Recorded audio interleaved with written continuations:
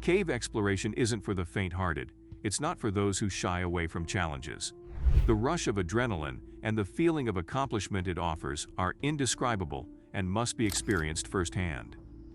But how many of these adventurers return to share their tales? In today's video, we'll delve into a chilling cave story that will grip you until the very last moment, leaving you on the edge of your seat. If you enjoy what you see today, make sure to give it a thumbs up and hit the subscribe button so you never miss out on future updates. On November 24, 2009, John Edward Jones and his family decided to explore Nutty Putty Cave, which is situated southwest of Utah Lake and approximately 55 miles away from Salt Lake City. Nutty Putty Cave gained fame after its discovery in 1960 due to its narrow and slippery passages, twists, turns, and tight squeezes. Various sections of the cave are named accordingly, such as the birth canal, the aorta crawl, the scout eater, and the maze. Just like the names, these caves are extremely horrifying. But that's not all. This hydrothermal cave has been surveyed to be 1,355 feet long and 145 feet deep. John and his family embarked on their adventure a few days before Thanksgiving, unaware that it would turn into a nightmare that would haunt them forever. John had some experience with caving, mainly from his childhood, when his father often took him and his younger brother Josh on caving trips across Utah. But on November 24, 2009, the scenario was quite different from what John had ever encountered. John and Josh decided to revisit their love for caving and chose Nutty Putty Cave as their destination. It was 8 p.m. on a Wednesday, just days before Thanksgiving, when they arrived at the cave entrance. They were joined by 9 friends and acquaintances, making it a sizable group by caving standards.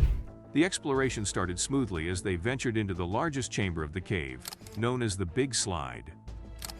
Eventually, John, Josh, and 2 friends decided to tackle a challenge they had heard about: navigating through the birth canal, a narrow and difficult passage leading to a larger room.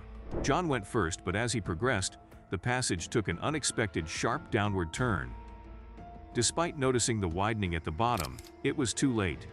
Things went awry about 50 feet earlier.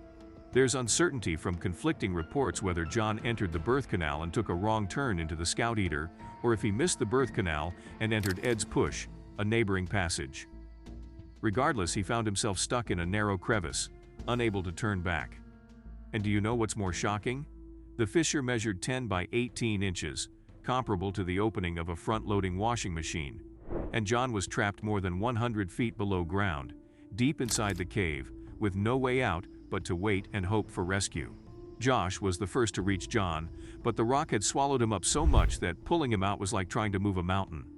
Despite their efforts, John kept sliding back into the crevice, pinned in an uncomfortable position. After a quick prayer, Josh dashed out to get help, leaving a friend with John. The rescue effort kicked into high gear as Susan, a local volunteer, rushed to the scene. Despite the challenging conditions, she wasted no time in getting to John's side. "Hi John, I'm Susie. Hang in there," Susan reassured him.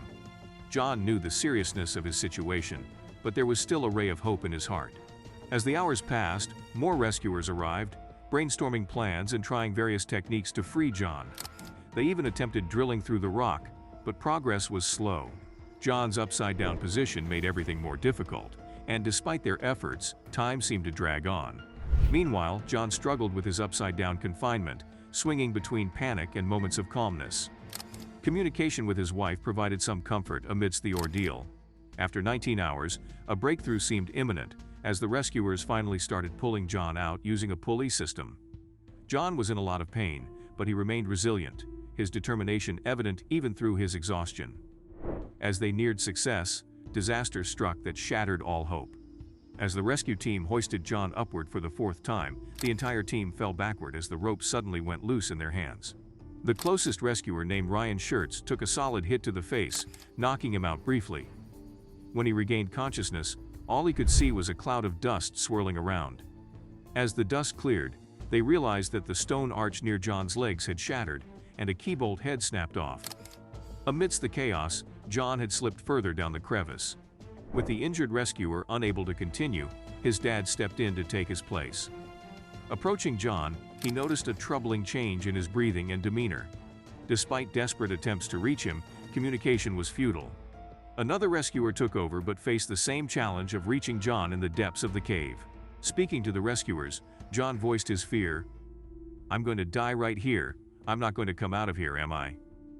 Worried about the injured rescuer, Ryan Schertz, John asked, "Is he going to be okay? He looks really hurt."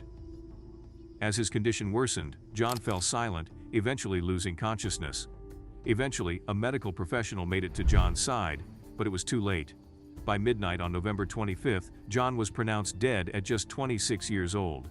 His cause of death was a cardiac arrest, marking the devastating conclusion to the rescue mission. A staggering 137 rescuers had tirelessly worked for 28 hours in a heart-wrenching attempt to save John, but their efforts were in vain. For one seasoned volunteer, it was the toughest rescue mission in his 29 years of service. Tragically, Nutty Putty Cave became John Edward Jones's final resting place. In his memory, his family had a plaque installed at the cave entrance. A week later, authorities made the difficult decision to permanently seal Nutty Putty Cave to the public, ensuring it would forever stand as a memorial to John's life and the dangers of cave exploration. Could John have been rescued if not for the mistake made by the rescuers? Let us know your thoughts in the comments below. If you found this video helpful or entertaining, show your support by liking and subscribing to our channel.